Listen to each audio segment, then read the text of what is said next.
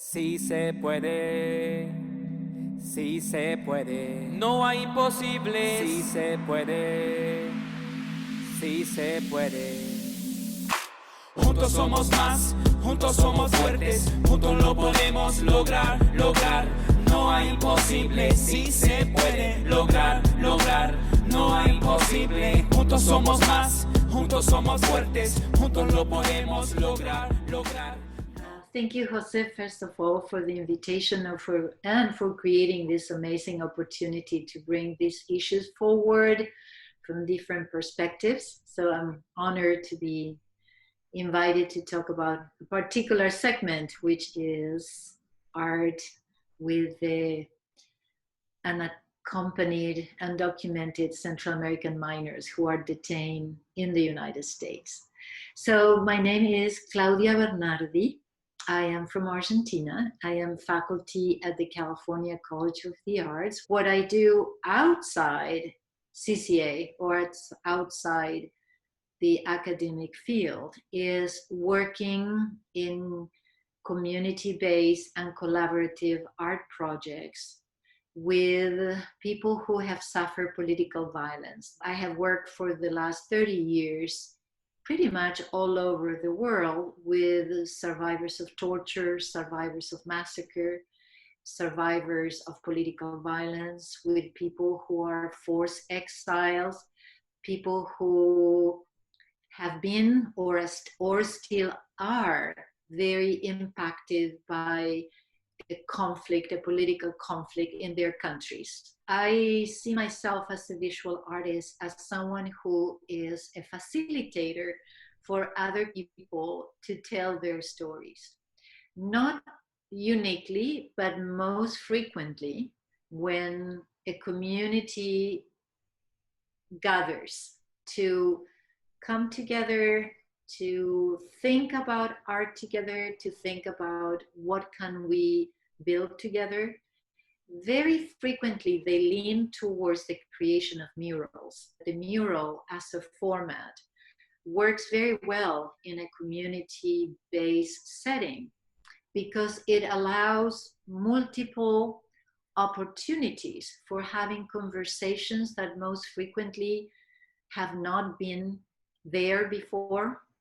And because it is in a way a safe place, the conversation happens at that moment. And we are all focusing in the creation of the mural with, with paints and brushes, so we have concerns of art practice.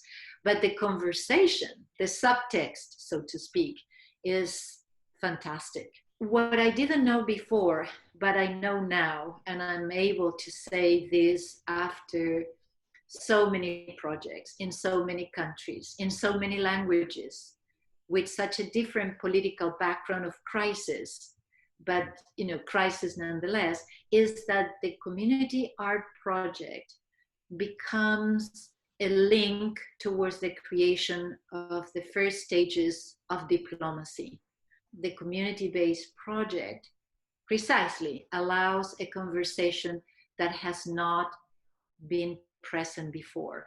This acquires even a more potent scenario when the participants of the project are people who fought in the conflict from different sides. The ones who are considered clearly the victims by themselves and by history, and the ones who are considered by themselves and history as the perpetrators. Another aspect of this community art project is that it might take a long time to happen.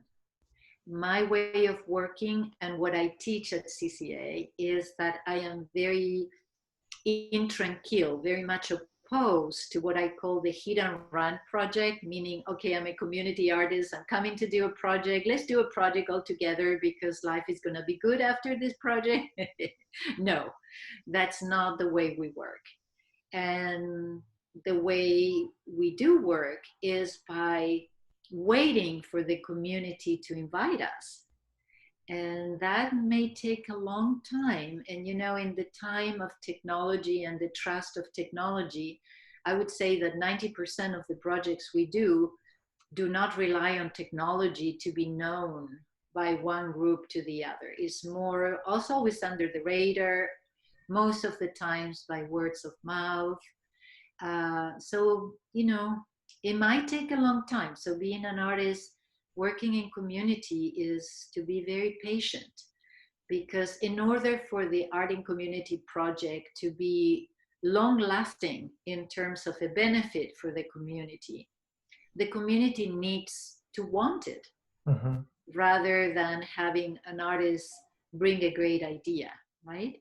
And the other part of that is it's that it is very, very important to make sure that the community understands that they are the ones who are the protagonist of the project.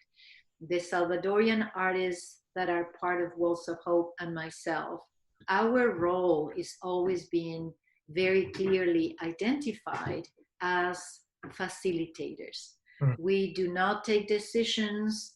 We do not suggest one thing or the other. We do give some guidelines about the process that are very basic, such as, is this mural going to have past, present, and future?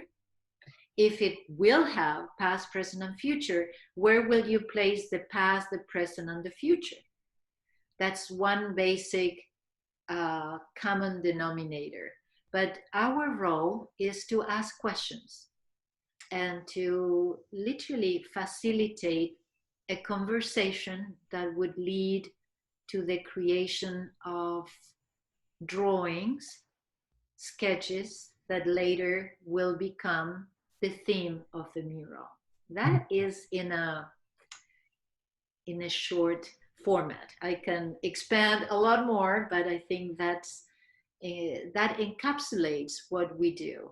And also, you know, in terms of my practice as an artist working outside, as an artist working in teaching, I'm interested and committed to bring this information to the students that we share, because I would say 99.9% of the projects that I have been involved in all over the world are issues that most frequently are not known in the United States. And that prominently touches on what brings you and I together, which is what happens with the migrant minors, right? So my commitment as a visual artist / artist in community, as an educator, is to bring the outcome of those projects to highlight a story that has not yet been told from the side of the participants. I am an ambassador of sorts. I cannot take ownership for any of the projects we have done. It's their participation and their participants who will tell the story. My next question is related to the work that you're currently undergoing, which is spanned many years now, working with children in detention centers, essentially, right? Migrant children. And I know there are a lot of issues that you may not be able to discuss. I want to make sure that you lay down the groundwork for us in terms of letting us know what is it that you're able to discuss and what is not. Okay, so yes, thank you for understanding that there is a lot I cannot talk about, because I have signed confidentiality agreements that prevent me from giving any information about where the location of the prison is, any kind of information about what happens there outside the work that I facilitate, which is the work of art within the criminal justice system. I have been working there for a long time. This is the 7th year. And I am very aware that in part I can continue doing this project because I have been very judicious about not giving information that I cannot give. So what I can talk about is about the participants and about the projects and about what it means for both the participants and myself and the public who have seen the outcome, because I have been able to get permission to take the murals outside the criminal justice system to be exhibited. So once again, the artwork creating within the criminal justice system becomes an opportunity to tell a story when they are being exhibited outside. And that I continue to see that is my role, not only to facilitate the creation of the artwork, but to find ways or opportunities to make the voice of these young migrants in prison to be heard through their artwork. Should we proceed to going through the work and having you describe a little bit of it? Okay, yeah, sure. This is the first project that the Salvadorian artist and I created at the jail. I was a jail at that time. Let me first tell you the names of these wonderful Salvadorian artists that I mentioned before. Their names are América Argentina Vaquerano Romero, Claudia Berenice Flores Escolero, and Rosa del Carmen Argueta. I created the school in a war zone in El Salvador in the year 2005. That is our project, Walls of Hope. Dina, Berenice, and Rosa del Carmen were initially participants of the art workshops, but for me, it was very clear from the beginning that for this project to survive and become community project, it could never be a Bernardi project. It needed to be local. So Dina, Berenice, and Rosa del Carmen became first apprentices and then wonderful teachers themselves that run the school by themselves. And this is what Walls of Hope is. So when I speak in a we form, is because like in this particular project, the three Salvadorian artists and myself were welcome into the criminal justice system to facilitate this project. So for me, this project is an amazing lesson to all of us because, as you can probably gather out of what I just told you as so far, I consider myself being relatively well informed about what happens in the world, but I have never heard until I met the participants of this project, both female and male, all migrant minors who were incarcerated at the time, between the ages of 13 and 17. When we asked them, like we always ask, what could be the theme of this mural? We met first the boys, and when we asked them, they almost at unison said, let's do it about la bestia, the beast. The beast is the train many Central American miners take from the very south of Mexico, from Arriaga or Ixtapec, all the way to the north. Now, there is not only one train. There are many different trains that go either to Tijuana, to Nogales, to Ciudad Juárez. Those are cargo trains. But in the imaginario popular, in the image of all the migrants, is always the same train. It's called the Beast. And it is called that way because it's a tragic train. The people travel like this on the train. There are people who are mad, people who are thrown to the train tracks. Women are very frequently raped. There are killings. There are very many different kinds of violent acts. And they travel more than 3,000 miles in these conditions. So having consideration that they're already been coming from El Salvador, Guatemala, Honduras, and they take the train in the south of Mexico and they go all the way. So the kids of this project talk to us about it. The mural is being rendered in such a way that the 7 windows that occupy the beast tell very specific personal stories of the kids that participated in this project. I mentioned to you earlier that we work first with the boys and then we work with the girls. The groups do not ever meet. They have to come separated. But it was really interesting to talk to the girls. First came the boys, and then we said, the boys suggested that the theme could be the beast. Are you in accordance with that? Do you agree with that? And they said, oh, absolutely. And even if this is amazing about a collaborative group that never meets, that finds way to communicate through the mural. So the boys and the girls never came together, but they were building the mural together, like a contrapoint of sorts.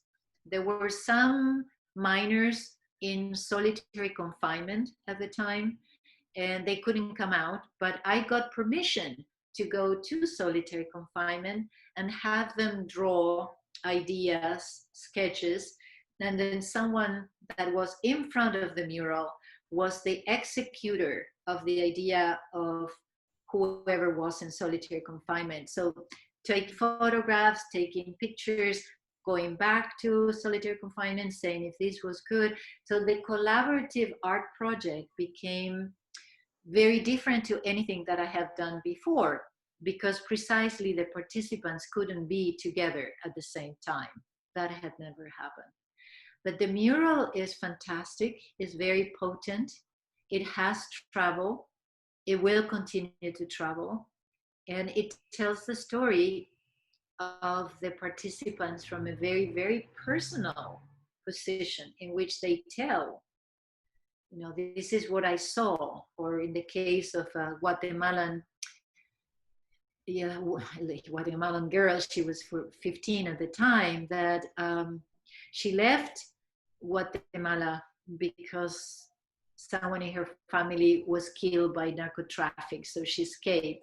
But she didn't know she was going to get into narco traffic at the U.S. Mexico border on the Mexico side. So what I started learning 6 years ago in this kind of projects is that most of the females I have met in projects have become victims of sexual violence, victims of sexual trafficking, and sexual slavery. I left that information because when one thinks about numbers, it's very abstract, right? But think about the community where you live, wherever that is, and think what 50,000 people mean. And this is 2018, right? The numbers continue to grow. This mural was called the Tree of Life. And once again, if you look, it's a very, very long mural. There's a lot of information there. The rendering of how the kids come into the United States. Some of them cross the desert. Some of them cross the river. And this is what this image is telling. Some of the ones who cross the river make it, and many do not. The ones who cross the river and still have to cross the desert, they also have to face that they will probably encounter narco traffic. And narco traffic is a brutal force. The kids may or may not know that this is what they will encounter. So many of the participants of these projects have shared with us that they were kidnapped by narco traffic, in that when they were crossing from the Mexico border to the US, they were captured by narco traffic. They were asked for more money. And if they don't have the money, they have to work. Okay, so they have to work for the narco cartel. Now, this is an image, Jose, that I don't think a minor can think of unless he or she has seen it. What you see here is someone who has a machete and is cutting up people into pieces, and there's a big tank that says acid. That is a way in which the human remains are disposed of. When we think about art, we like to think that art is truthful for the artist and for whoever sees it. And I find this art to be blatantly truthful. And I repeat myself with cautious because I want to reinforce the concept. I don't think a minor age 13 to 17 can conjure this kind of imagery unless he or she have seen it. This is a very poignant image to me. You see at the lower part of the mural, there is a young woman in solitary confinement. And she drew herself like that, but she couldn't come out from solitary confinement to paint herself, but she delegated on someone else. Now, there was also part of this mural talking about education. So there's an image above of a university. And the young artist in solitary confinement requested that she would be placed just below the university because she said, that is the closest I would ever be to be educated or to be close to education. This is one of the drawings that another young participant who was in solitary confinement could not come out and do, but he recommended this image. And what this says in Spanish is alto a la violencia, no más pandillas en Honduras. Y no más violencias entre nosotros. Tenemos la obligación para que todo se termine. El gobierno de Honduras tiene la obligación de dar oportunidades a los jóvenes para una vida mejor. Háganlo por nosotros, por el futuro y la paz. Stop to violence. We have to stop gang activity and violence. The government of Honduras has the obligation to find opportunities to young people for a better life. Do it for us and do it for peace. And okay, what you see below is a terrible image of violence, but I thought, and I still think, that that's exactly what needs to happen. The countries, the governments of the countries need to figure out how to give opportunities to the young people for their work. Do them for themselves and for peace, because if the kids would have an opportunity, they would not get involved in gang activity. And of course, this is the very, very, very tip of the iceberg. We can talk about 7 hours in continuum about that. But what is important for me about this image is the awareness that this young artist had about what needs to be done. Because when he got involved in gang activity, it wasn't because he was mean and he wanted to do harm. It's because very likely he didn't have any other option. And this is the mural. This mural hasn't traveled because it's too big. It's very hard to display, but it's very beautiful. Claudia, do you mind telling us a little bit more about your process in terms of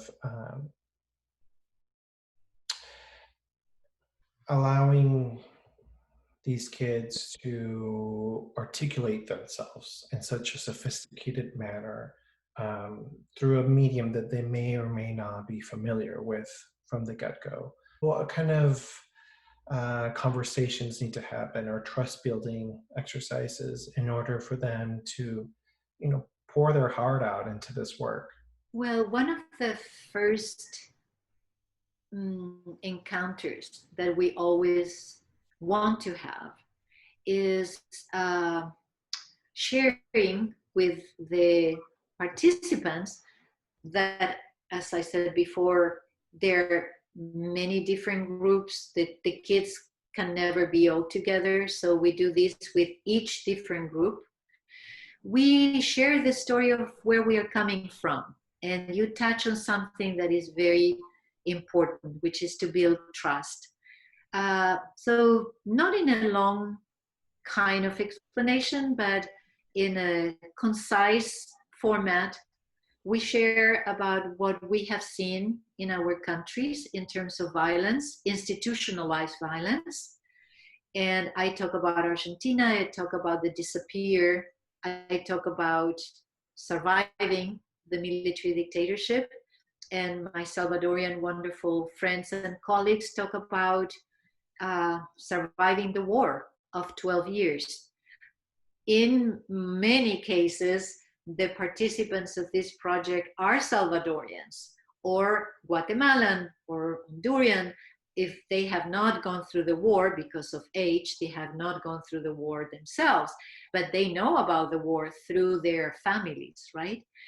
So we want to establish from the beginning a conversation that is not about art, but it is about where we are coming from.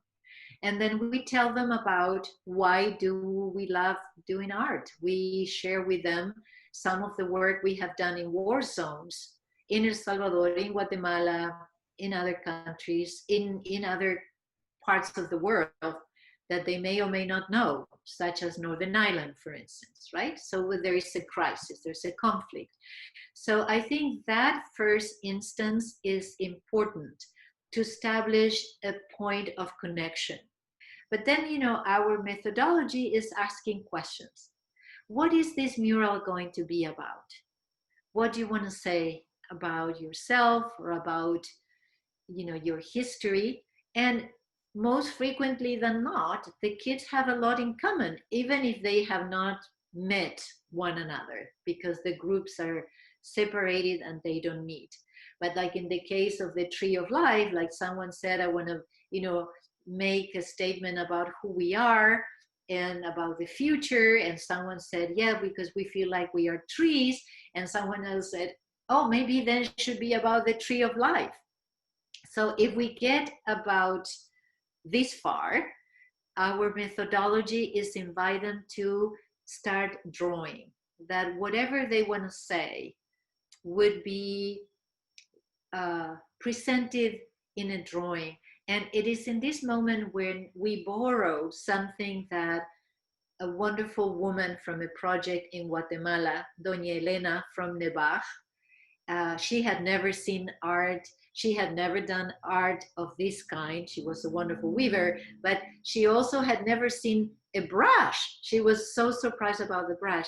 But in the middle of that project, she said something that we have used a lot to talk about our work. She said, a mural is a book of history without words. And I said, Doña Elena, you're totally right. I am going to say this many times, but I will always give you credit. And it is. So in the case of the women in Guatemala, that was hugely important because all these women were illiterate. They could not write about their histories, but they could make the history visible. So we tell that story to the young participants.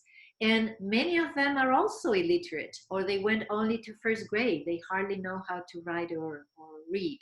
So the concept of a book of history without words becomes very appropriate to them at this time. And when they start creating the drawings, most frequently than not, some of them gravitate to the same kind of imagery for whatever reason, or memories, right? So when that happens, we ask the artists to work together and with many different drawings, all about the same idea, that they would come up with only one drawing of that same idea. And then try to figure out where in the mural is going to be. Always having as a leveling tool that if this mural is going to have past, present, and future, and they know where it is, okay, where will you put this image? In the past, in the present, or in the future? So that is the building of a composition when all the drawing is done and everyone is happy, because that's it. That's an important part of our process, Jose. Our process needs to arrive to consensus, which means everyone has to agree that what the mural is saying is what represents them. We do not go any forward unless everyone is in accordance. And this is very important. I think this is the beginning of diplomacy, because, you know, personalities are always present, the ones that are more vocal, the ones that are more timid. So it's very important for us to arrive to consensus. Now, when we get there and the drawing is what they want, then we ask them to do the outline of this drawing with an earth color to reinforce, because, you know, chalk is very fragile and sometimes, you know, you don't want to, but somehow it is erased. So what we do is we do the outline of the drawing with an earth color that anchors the drawing. And this is another opportunity to take a step back and see, is this what we all like? Is there anything that needs to be reconsidered? If anything needs to be reconsidered, we take white paint like an eraser and we erase whatever needs to be reconsidered, and it is being reconsidered. After all this is agreed upon, yet once more, then everyone starts painting. And everyone starts painting body to body. In the context of the criminal justice system, which is very challenging, and that I had many doubts whether we could pull this together or not, is that the kids don't see each other. The group never sees each other as a group. They come in groups of 8 maximum. So these questions are being presented to them at all times, but they also have to trust that whoever comes next will respect what has been happening. It's really incredible. Never once there was a problem. The kids that come next respect what they have done the ones before. So we are the intermediary of proposals in a way. But in our experience, more than not, the kids never have a problem. They really work well, even if they don't see each other. It's a beautiful process. The kids had a wonderful time. We have a wonderful time. I think for the Central American undocumented minors, it makes a huge difference to work with the Salvadorian artists, my dear friends Dina, Berenice, and Rosita del Carmen, because they speak with the same accent. They know things that I from Argentina don't know. So it's like a big family in a way. It's a bigger family, and we have a ball. I mean, we laugh a lot. We make jokes. People talk about food. People paint food. You know, all the things that they cannot eat, they paint, and it's very celebratory. We always take the opportunity to have a time for reflection after the project is done, and that is an amazing moment of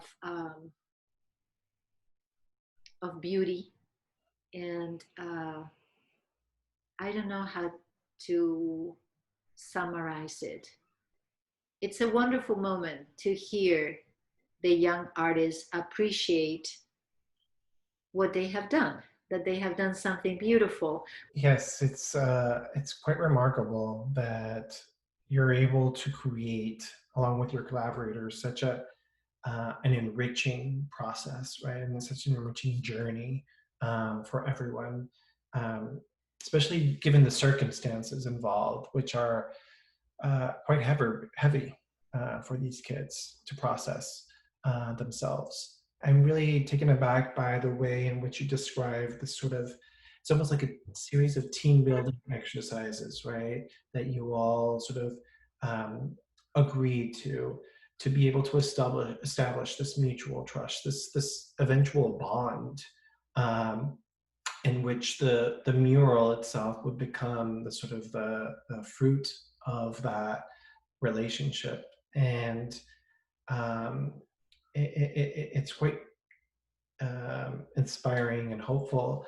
And it's also, I would assume it's a very sort of challenging journey for you, both emotionally and intellectually, in terms of you're essentially putting yourself within a context where you have to zone out everything else and just concentrate on the work, concentrate on these kids. Mm-hmm. And I can't imagine that that's an easy task to do. Mm-hmm. It isn't. But you have explained it very well. I have to concentrate. There's so much to say about the criminal justice system. How can we possibly start even talking about it in a way that would be encompassing all that needs to be said? But for me, it has always been both a challenge but an opportunity to make very clear to myself and the Salvadorian chicas, like we call them the chicas, that this is a unique opportunity to meet the undocumented, unaccompanied Central American migrant minors. There's no other way we will meet them. And this is the opportunity we have. It's limited in terms of time, it's limited in terms of hours, it is limited in terms of opportunities. But while we are there, we work with what we have in the best way.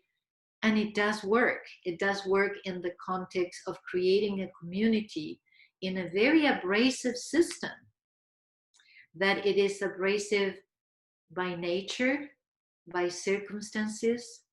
The history that these young, undocumented, unaccompanied migrants bring with them is hugely abrasive as well. It's not only being incarcerated, it's what they are coming from that makes the whole arc a tragedy. I have never heard things that I am hearing these kids talk about.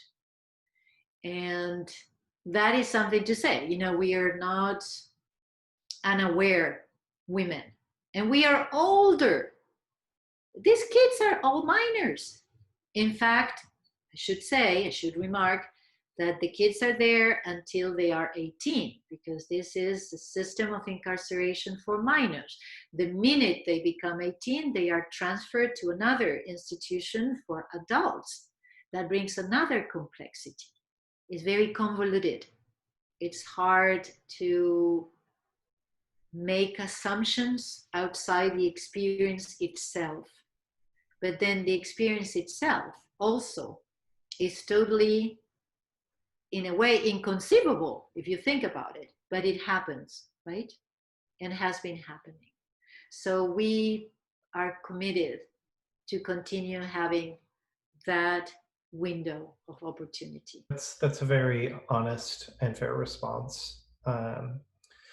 Shall we proceed to looking at a few more projects? Sure. A bit? Sure. Great. So this is a beautiful project called Second Chances. They made these beautiful hands. This is an amazing moment. I mean, these kids are not trained artists, but are able to do this. These are very vulnerable hands. The mural is huge. This is another mural that has not yet been able to travel because you need a lot of space. But the mural ends with a beautiful vignette you can hardly see here, but you see a group of mama hens with chicks. They are crossing a main road. They are crossing a highway, and there's no car to be seen, but you never know if they're gonna make it to the other side. That's the metaphor of this piece. This mural is the one that is currently exhibited at Harvard Law School. Is called Allow Me to Flower. one more time. So sometimes, for reasons that we don't really know how it happened, there are images that are more recurring. So this mural had a lot of hearts, broken hearts, hearts that were pulled apart. I want to talk about the left side, the extreme right side of the mural. There are a lot of butterflies. The young artist that was painting that was wonderful. And I was running in and out, coming from here to there. But at one moment he said, talk to me about Argentina. I don't know anything about Argentina. I don't even know where it is. So I told him. And then sure enough, sooner or later, the theme of the disappear was presented to him, which he didn't know about. So he really wanted me to talk to him more about this in between creating the mural. So when the mural was finished and we had a celebration, commemoration, he talked to me and said, I want to talk to you more privately. So, how private can you get? But we were moved a little away. And he said, I've been thinking a lot about Argentina and the disappear. And I want to tell you something. The disappear of your country are lucky because you are still looking for them. We are the disappear that no one is looking for and no one will ever find. And Jose, I have to tell you, then and now, it's hard for me not to cry because he's right. These are the Karen disappear. We don't know how these kids get into the criminal justice system. We don't know for how long they're going to be there. If they are 18 and they are transferred to a maximum security prison for adults, we don't know for how long they're going to be there. So they are the disappear of our times. And I think he was right. The disappear in Argentina are lucky because we're still looking for them. 43 years after, we are looking for them. And we are not forgetting them. This is a mural that had a lot of eyes. So it's called There's More in Life Than What I Can See at This Point. And in this mural, once again, the theme of the young parents came forward. This boy who painted himself with his partner and the baby girl that they share said that for him, seeing his baby girl born was the happiest moment of his life. This is a potent image. This I saw before the news came to be clear about how within the Trump administration, when families would arrive to the U.S. Mexico border, the parents would be taken to one particular facility and the children to another one. I did not know that.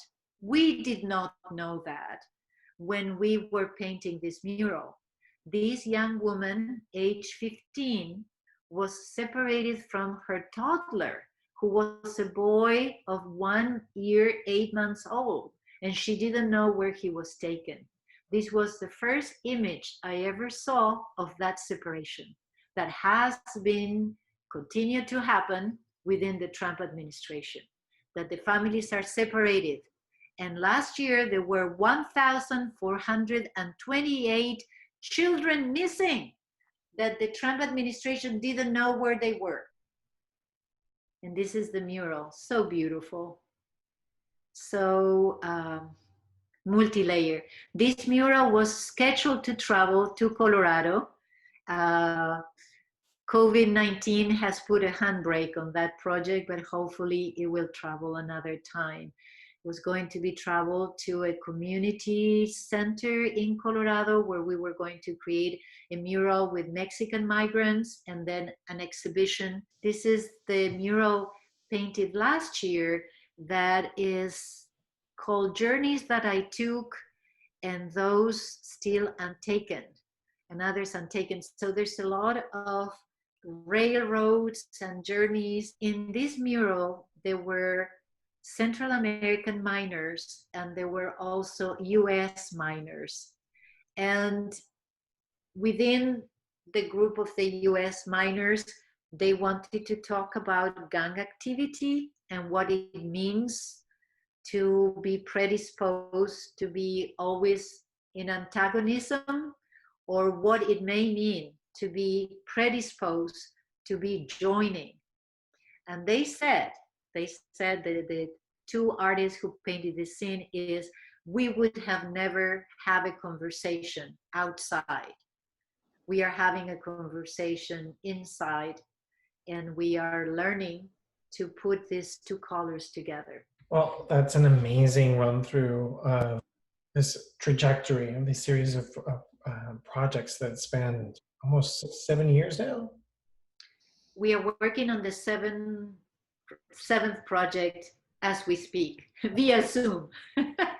In coronavirus time, we are exploring with Zoom, but it's going well. So we have 6 projects. The 6 projects that you saw are completed, identifying 6 years of work. It's quite remarkable that you've been able to find a way to persist with this project through Zoom. I mean, it just, it sort of speaks to testament of the value that's placed on this work with these kids. And if you allow me, I want to say something that is very, very important.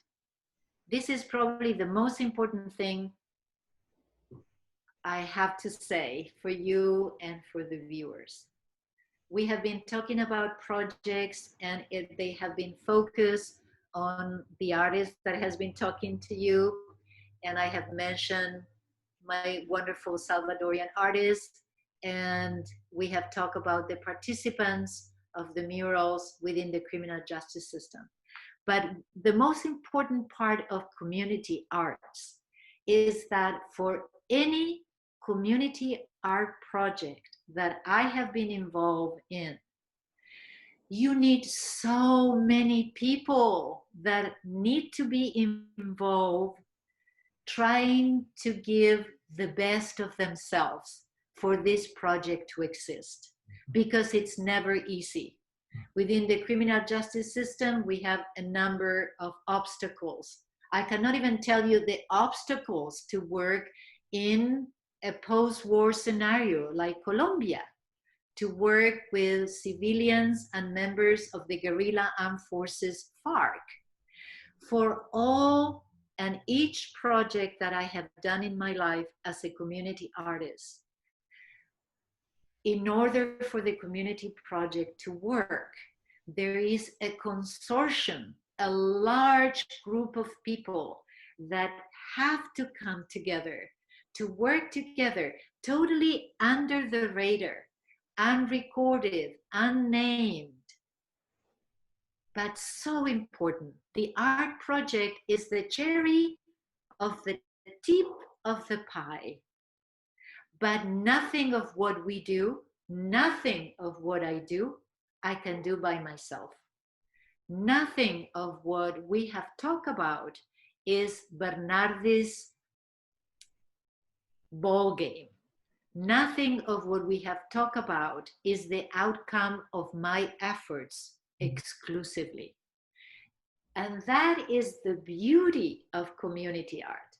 The beauty of community art is that, very different to the art that we create in our studio, which I sometimes do when I have time, is every time, more difficult to do.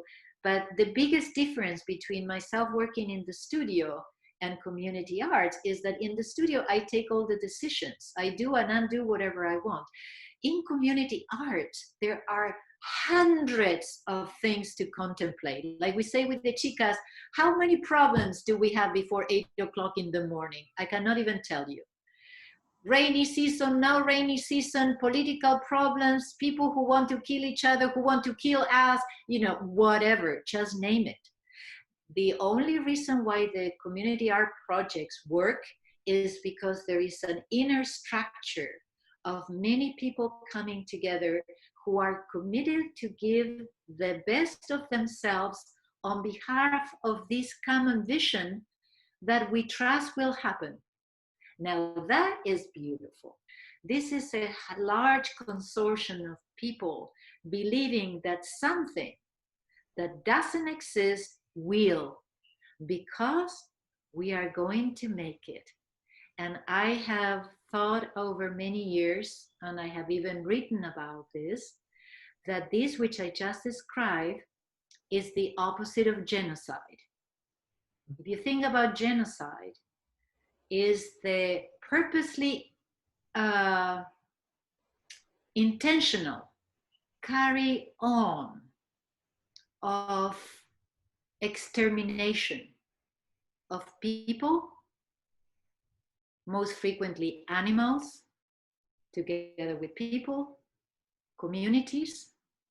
The intention is to exterminate. Genocide does not happen ever as an accident. Genocides are planned by people like you and I sitting on a desk somewhere thinking what would be the most effective way to destroy. That's what a genocide is. So in a strange, perhaps poetic way, what I was telling before, in my journey as an Argentine woman impacted by genocide in my country, art is resilient. It's also a tool of resistance, and it's also a tool of a proposition of building something that has the quality of existing because we trust that it is possible. And to me, that is beautiful, and it moves me to tears, like I'm now moved to tears. I think that's what community art is. Can you tell us a little bit about how or why you decided to get involved in this work? Well, I was giving a talk in a university that I cannot tell you where it is. I had just come from Ciudad Juárez, Mexico, where the chicas and I have been working on a project that was organized by the International Red Cross and the Mexican Red Cross. And the project was designed to reach, and the language was very specific, to reach youth affected by the effects of violence. In Ciudad Juárez, that at the time was the most dangerous country, it was the most dangerous city in the world, in a country that was considered one of the most dangerous in the world. So in the mural of Ciudad Juárez, the artists that participated in that project were 26 young artists ages 13 to 16 from different high schools. Part of the mural was addressing the issue of the kids having to leave Ciudad Juárez and crossing the U.S. Mexico border. So they were talking about that, and they were also talking about the fear they had of being incarcerated in the United States. So I was talking in this university, I was giving a lecture about this mural. And after the lecture ended, a young woman approached me in tears, and she said, you know, I am so moved about what you just told us. Now, I want to know if you know that some of those kids are incarcerated in, and I cannot, of course, not tell you where, but within the criminal justice system, not that far from where we are. That was the comment. So we met afterwards, and she told me more about the work that she had done. She had worked inside one of these juvenile detention centers. At the time was a juvenile detention center. So through that initial connection of this woman who was not working there at that time, but she created the connection with the criminal justice system. So I was able in time to have conversations and meetings, and once again, many documents to be signed, but that led to the first mural, which is the one of the train, right? La Bestia, the beast. And every year after that first project, I have continued to make contacts within the criminal justice system to replicate the experience. Thank you for detailing that. Uh, can you tell us, why do you feel this work is important? I think for me it is important because it has given me an awareness that I did not have before, has made me learn about aspects of Latin America that as a Latin American woman I did not know about. Because you ask, I am daring to imagine that it is important for the participants. If nothing else, it is because they are having a good time while they're doing it. And that is very important. It's to, feel relaxed, to feel happy, to have a moment of distension, to be a moment of celebration. But I think it has been important for them to realize how the people around them within the criminal justice system pay attention to what they say, right? Because now the murals are done, they are exhibited, people want to know. And the young participants tell the story that perhaps before there was no opportunity to be told. When one of the murals was exhibited at UC Berkeley, that was an amazing experience because the students themselves organized a huge gathering. It was all students led that put together, a whole spectrum of students from UC Berkeley, prominently coming from law school. They wanted to learn more about it because when they said their words, when they would become lawyers, they would like to do pro bono work for these kids. So that's important. I think in our school, Jose, which is an art school, the students, I think our students are so sensitive, so poetic, right? I think that maybe initially they may not be so predisposed for activism, but I think seeing the artwork created by minors that don't have any training in art has been and continues to be an awareness of the power of art independent from traditional training. That's the power of art.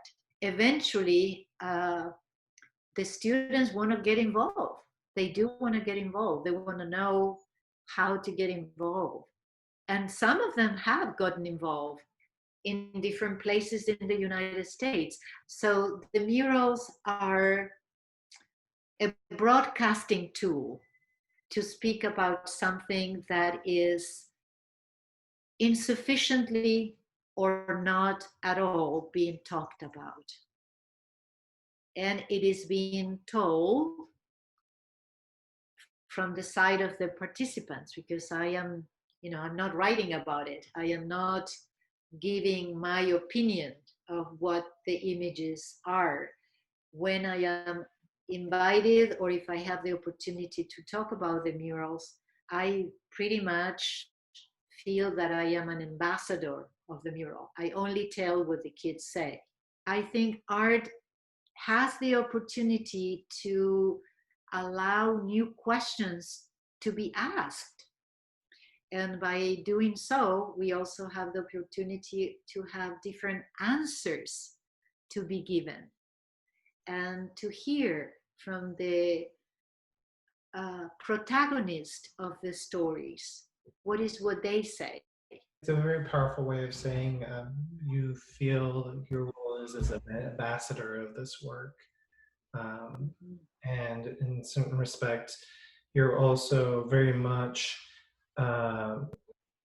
the facilitator for communication between our audience today and these kids. And so if you were to sort of to communicate what the urgency is or what the message that people should hold on to, what do you think that should be? Why should people care about the work that you are producing in collaboration with these folks, but also what is the message that they should take away? Well, I would like to clarify that I would not again dare to say what is the importance about the work that I or we do as facilitators. I think what it is important to remind your audience is the number of unaccompanied, undocumented Central American migrant minors continue to soar, COVID-19 or no COVID-19. The kids continue to come to the United States because they don't have options in their own countries. And this is absolutely true. You know, El Salvador, Honduras, Guatemala, Mexico are very complicated countries that don't give opportunities to the young minors. And I think for them to come into the United States is part of this long journey that their parents or their grandparents started way back then, when people could come here and find a job and send money to their families. All what they want is work and send money to their families back home. I would like to remind the viewers of this conversation that the numbers of undocumented minors continue to grow and will. I would like to mention that Amnesty International has considered what the United States do against these kids as violations of human rights. And there are indeed violations of human rights perpetrated against these kids, and certainly violations against children's rights perpetrated against these minors. Of course, the other aspect that is no, it's I will declare prominently without any hesitation my ideology is please vote, and please make sure that you vote judicially, understanding what has happened within the Trump administration. So, you know, DACA and the deportations happened before, happened during Obama, etc., etc. But since Trump came to be president of the United States, all legislations that apply to this group of people, and a massive, unquestionable violation of human rights and violations of the rights of children is what I mentioned before, that the parents and the children are separated, and that 1,400 kids are missing, and the Trump administration had to finally accept that they don't know where they are. Now, how can that be possible? You know, in a more personal journey, what do I think about this undocumented minors? They are all extraordinary human beings that had to face unthinkable situations that either for you and I as adults, we have never had to face or thought about, right? In my way of looking at this, these minors, not only they should not be incarcerated, but they should be supported, they should be helped to continue be educated, they should be taken as role models of sort to understand how they have been able to survive us so far. Now, that is not exclusively what I think about youth within the criminal justice system. I think we are in a period, an unprecedented period in the United States, in which we are seeing people of color coming together, and especially youth of all colors coming together saying, look at me, look at who I am, learn my name, learn my history. This is incredibly powerful. Well, thank you so much, Claudia. It's been a wonderful journey exploring your work and getting to know these children through these beautiful murals. So it's very powerful and humanizing to their journey to be able to see them voice out their ideas, their opinions, their perspective through this work. So thank you so much again for making time for us today. Thank you, Jose. Well, for me, it has been wonderful to have the opportunity to see you, visit you, and through you, whoever is listening to your efforts to bring these issues forward. And I feel very honored and humbled to be able to share with you about the amazing life and hopes that these kids have, right? As a final vignette of one of the comments that one of the participants of this project made that really simultaneously broke my heart and rebuilt my heart altogether is one of the artists who work in the project Second Chances. So they were talking about the second chances, and he looked at me and said, "I'm only 14." I thought, oh my God, you're totally right. You're only 14. But the fact that he was aware of that, right? That he was simultaneously aware that this has been his life as so far, but that he was asking for second chances. That's to me the memory of the moment.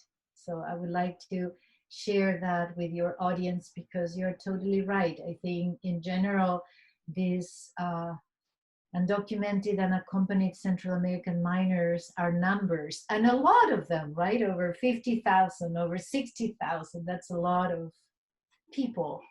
But each of them have a very important story to tell. And yeah, they are young.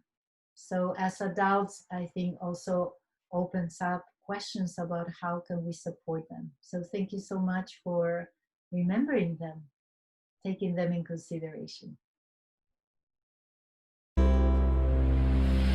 Yo me despierto y me levanto pensando que era un sueño cuando veo por los medios la caravana. Estamos en CASA HOGAR El Puente. Mi nombre es Michael Rodríguez, coordinador general del albergue, también uno de los fundadores, junto a Douglas Oviedo. En este momento vamos a pasar a enseñarle lo que es el albergue por dentro. El albergue está diseñado para madres y niños solicitantes de asilo. Son los que más necesitan en este momento. Esta es la habitación principal del albergue.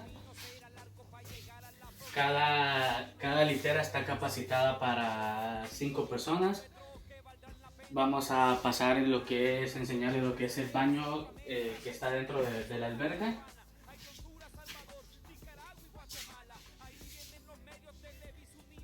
Y uno de los cuartos. Este cuarto está capacitado para 5 personas. Cada cama es personal. Este es el área del comedor, como pueden ver es al aire libre, disfrutando lo que es la frescura de Tijuana. Esto que está aquí es un proyecto de baños, como acaban de ver ahorita, en la casa solo hay un baño y el albergue está capacitado para 25 personas, entonces no es suficiente. Con la recaudación se trata de poder terminar estos baños están valorados en 56,000 pesos. Entonces la idea es poderlo terminar para darle un mejor servicio y una mejor comodidad a las personas. Esta es la área de la cocina. Como les decía, el albergue está capacitado para 25 personas. El gasto mensual del albergue son de 38,000 pesos. Estamos cubriendo agua, luz, transporte a la garita, energía, el gas y todo lo básico que se necesita. En esta área de aquí donde está este piso es para poder hacer una bodega. También con la recaudación queremos poder terminarla. La bodega queremos guardar alimento y cosas de higiene, porque pues como acaban de ver ahorita les enfocamos el baño y lo tenemos ahí afuera, no lo tenemos guardado. También les queremos mostrar lo que es el huerto. Tenemos un proyecto de huerto, poder sembrar y poder sacar lo que se necesita, y lo que no podamos consumir poderlo donar a otro albergue. Pues tenemos también una maravillosa vista a Tijuana.